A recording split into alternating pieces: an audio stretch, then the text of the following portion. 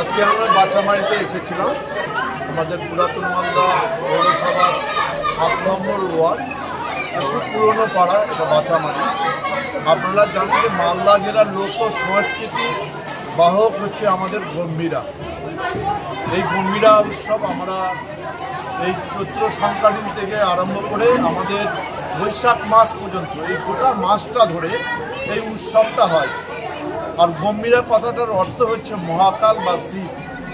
আমরা শিবের কাছে আমরা প্রার্থনা করি বিভিন্ন নৃত্যের মাধ্যমে, সংস্কৃতির মাধ্যমে মানুষের যে দুঃখ কষ্ট, সেই কষ্ট দুর্দশার কথা এই আমাদের শিব, যাকে আমরা মহাকাল বলি, সেই মহাকালের কাছে, শিবের কাছে, নানার কাছে আমরা নৃত্যের মাধ্যমে নিবেদন করি যে এই এলাকার, যে স্থানীয় এলাকার বিভিন্ন যে আছে, দুঃখ আছে, যে দুর্দশা আছে মানুষের, সেই দুর্দশার যেন সঠিক পথ তিনি দেখিয়ে দেন যে সেখান থেকে কীভাবে মুক্তি পাবে।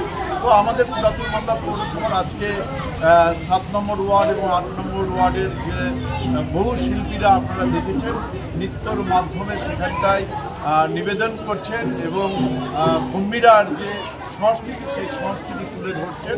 এখানটায় বহু মহাপ্রাণ মানুষ এখানটায় উপস্থিত রয়েছে এবং সেখানটায় বাছামারি এক প্রান্ত থেকে শুরু হয়েছে এই গম্ভীরাটা এবং নৃত্য করতে করতে করতে সেই নির্দিষ্ট প্রায় 3 কিলোমিটার ব্যাপী নৃত্য করতে করতে সেখানটায় চলে আসছে এই মন্দিরের সামনে।